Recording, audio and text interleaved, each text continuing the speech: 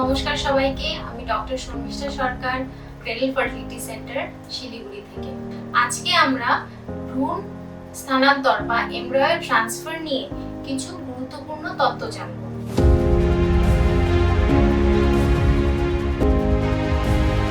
আপনার আইভিএফ হয়ে গেছে, আপনার ভ্রূণগুলো ফ্রিজ করে রাখা হয়েছে। এখন আপনার কি প্রসেসের থ্রু যেতে হবে?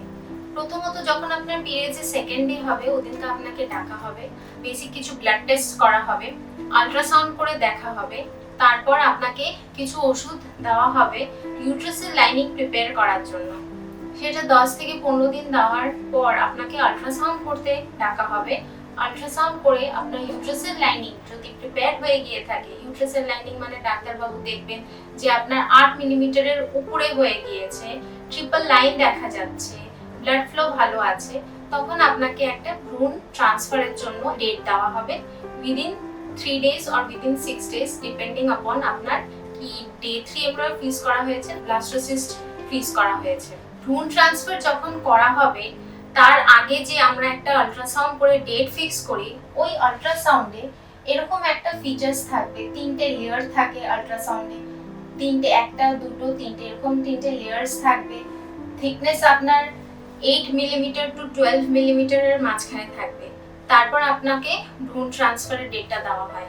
ভ্রূণ ট্রান্সফার একটা সিম্পল প্রসিডিওর।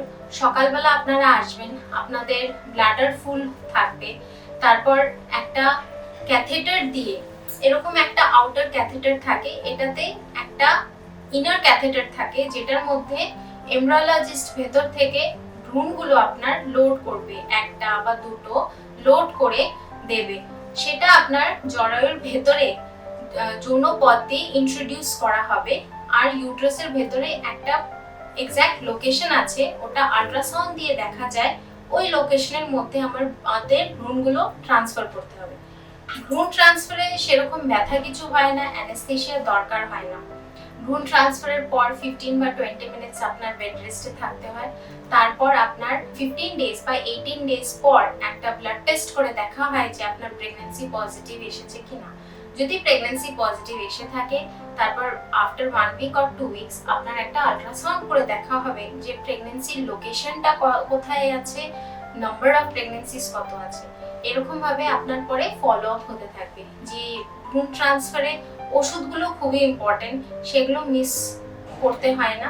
আশা করি আপনাদের এই এমব্রয়ো ট্রান্সফারের ইনফরমেশনগুলো দিয়ে সাহায্য করতে পেরেছি।